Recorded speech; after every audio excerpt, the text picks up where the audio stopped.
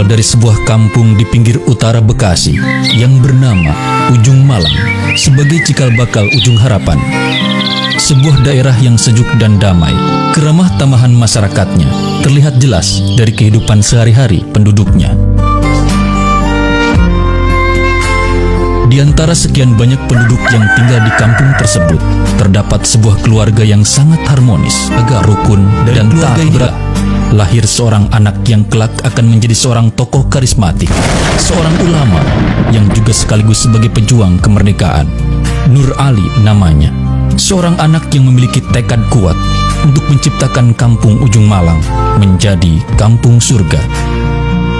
Ia dilahirkan pada tanggal 15 Juni 1913 dan merupakan anak keempat dari pasangan Haji Anwar bin Haji Layu dan Hajah Maimunah binti Tarbin. Nur Ali kecil, tumbuh dan berkembang layaknya anak-anak lain pada umumnya.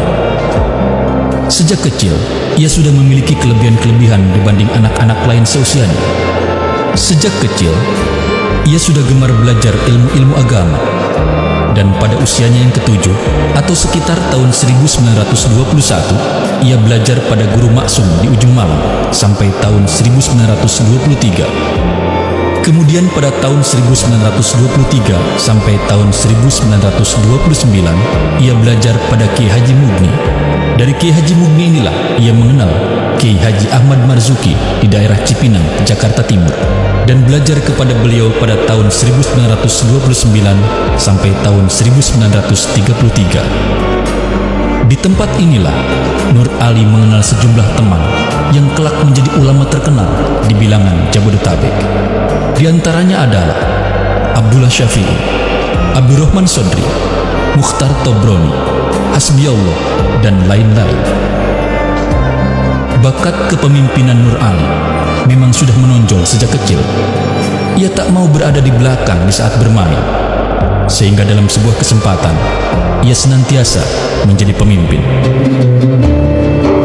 Nur Ali muda sangat haus dengan ilmu pengetahuan, khususnya ilmu-ilmu agama.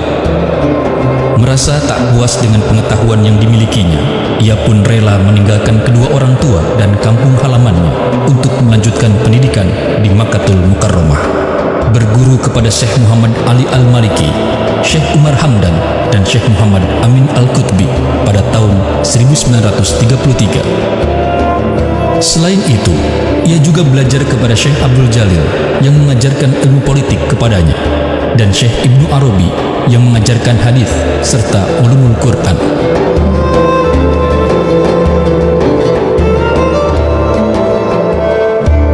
Setelah cukup lama ia meraguk ilmu pengetahuan di tanah kelahiran Nabi Muhammad SAW itu, Nur Ali kembali ke kampung halamannya awal tahun 1940. Kemudian ia membuka pengajian di masjid di samping rumahnya.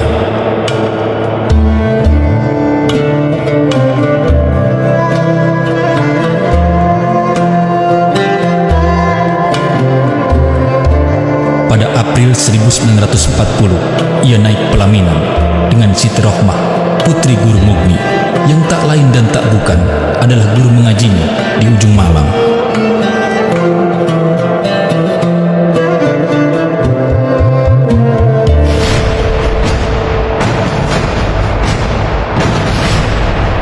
Tak lama kemudian, bala tentara Jepang masuk ke Indonesia. Kebijakan politik yang baru ini adalah merangkul umat Islam karena mereka melihat bahwa umat Islam merupakan mayoritas di Nusantara.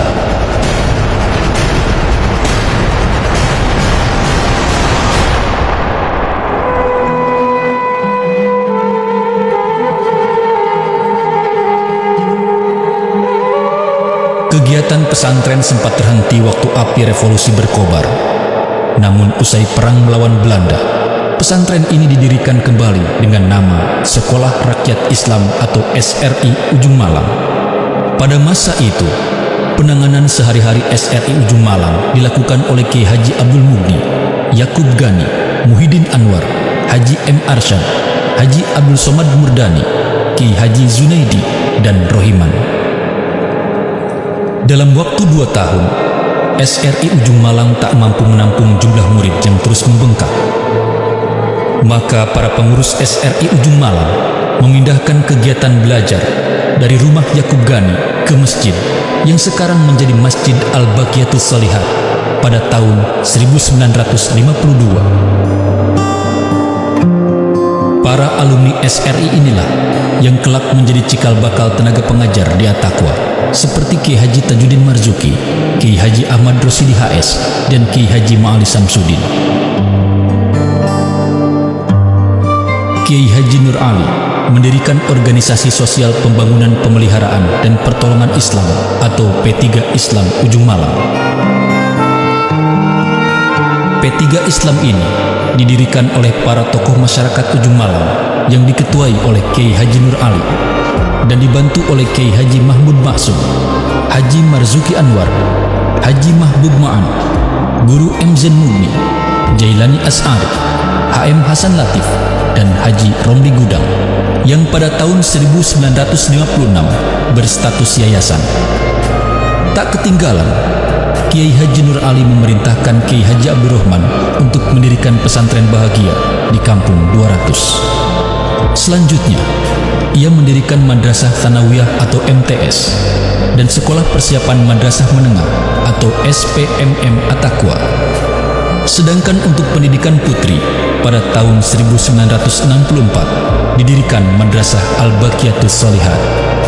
Pada tahun 1986 terjadi perubahan dari Yayasan P3 Islam menjadi Yayasan At-Taqwa. Kemudian Kiai Haji Nur Ali melimpahkan tampuk kepemimpinan Yayasan At-Taqwa ini kepada anaknya, yakni Kiai Haji Muhammad Amin Nur. Namun beliau masih tetap mengajar sambil memberikan bimbingan. Iman billah, satu ialah beriman kepada Allah. Bahwa beriman karena rukun iman yang memperkara itu termasuk pekerjaan yang paling apa? Sebab tanpa iman Islam tidak ada apa-apanya. Sholat kita, puasa kita, ya, haji kita, zakat kita, tanpa iman itu tidak apa.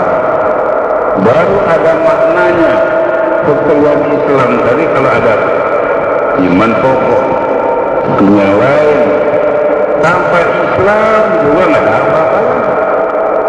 Orang umpama dia berjuang, berjihad, berjariah, bersedekah, tapi sholat sama kagak, puasa kagak, zakat kagak, haji kagak, itu pun tidak ada maknanya lagi.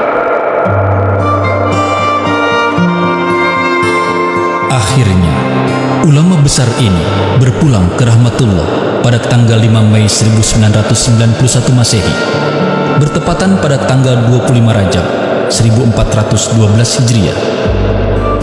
Dengan meninggalkan beberapa orang anak yang kini berperan aktif dalam membantu perkembangan Yayasan At-Taqwa.